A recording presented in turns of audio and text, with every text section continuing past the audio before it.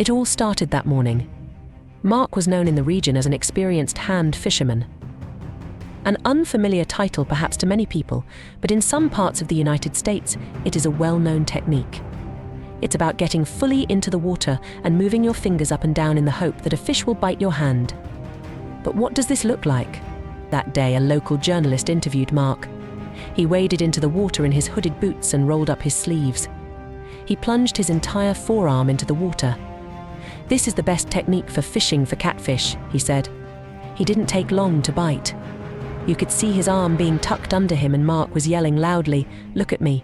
The serious-looking fisherman braced himself and lifted his arm out of the water in one powerful movement. And yes, there were beautiful 16-inch catfish in his hand. Fish do not have teeth, so the procedure itself is not very dangerous. However, they can suck hard and this can cause minor injuries. Mark lowered the fish and showed his hands. The catfish made a few small scratches, but here we are not going to talk about the effectiveness of the technique. He quickly took the fish back to the lake and kept talking. "For the fish I caught yesterday, this wasn't an option. That catfish was 4 feet long, and I was sure it could throw me in the water. But that wasn't the shocking part of this catch. That same morning, Mark had already caught some small catfish. He saw a large shadow appear below the surface of the water about 1.5 meters from him. He was moving slowly, but he was sure he was getting closer. It was the biggest fish he had ever seen, and believe me, that was saying a lot, as Mark had been fishing for over 25 years. Mark wasn't the only one who saw this fish appear. His experience was known throughout the area, and he too had drawn the attention of many passers-by that day. "Care," yelled one of the onlookers. Mark jumped out of the water in a panic. There was no way to solve this with his hands. He pulled out a special type of fishing rod. It was a long pole with a blunt hook at the end.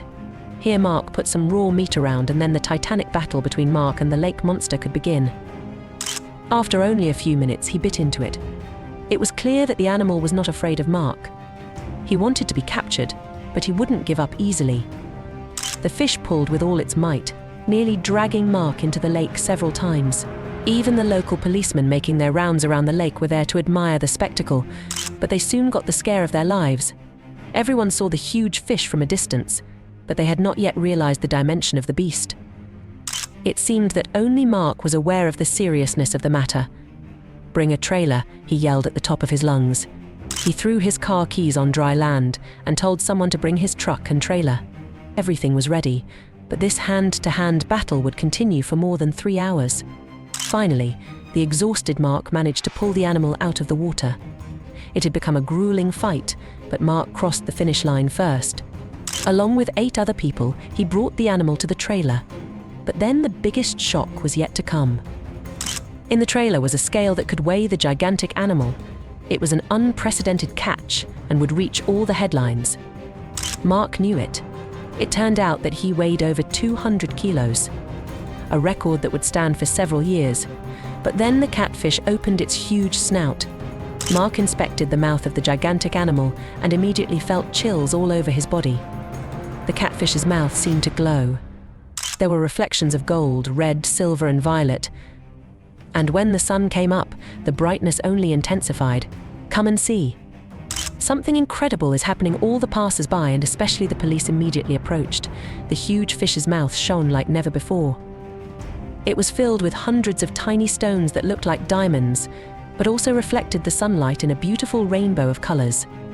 "Wait, what's that?" one of the officers asked.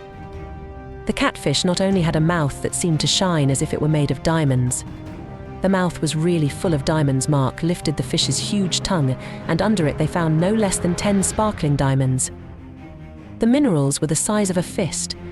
Everyone was shocked, but the officers were looking at each other, nodding. "We know where these diamonds come from," one of the officers mentioned. "After all, we are not here by chance. For days we have been patrolling these waters.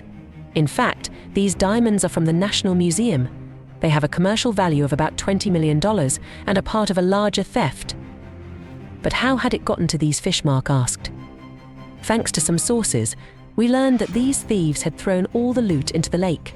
However, until that moment we had not found any trace of the loot of the criminals in question. The fish must have accidentally seen the shiny stones and picked them up with your mouth. But how to find the rest? And most importantly, thieves. I don't have a plan for that, Mark said. He reached over to the dashboard of his car and grabbed a small device. He centered it and placed it on the catfish's back. It's a vibration sensor. It detects vibrations in the water and sends them to my car's computer. But how can this help us? The officer asked. The sensor was very powerful and detected vibrations all over the lake. When the thieves returned to dump the rest of the loot, the sensor would notice the vibration. This small device would then report the exact location of the thieves, and with any luck, Mark and the agents could stop them before they got away. A good plan that they put into action immediately. They removed all the diamonds from the fish's mouth and released the catfish back into the water. Any vibration of the water was highly visible on his computer, but when the thieves poured out the stolen good, it would cause a huge increase in vibration. It was night when that happened. Mark and one of the agents stayed in the car and had their walkie-talkies ready. More than 50 officers moved quietly lined up around the lake. At 1:52 a.m., the report came in: a large tremor is observed on the northwest side of the lake, coordinate 084212. Get there quickly. The report was correct. Within minutes, at least 8 officers were on the scene, and thanks to that, they caught the robbers red-handed. The men were arrested and managed to recover the thrown loot. Mark was honored as an honorary citizen by the mayor. And he is now world famous. The simple fisherman who saved more than $54 million from the bottom of a lake. All thanks to the largest freshwater fish in the world. Now that's a story.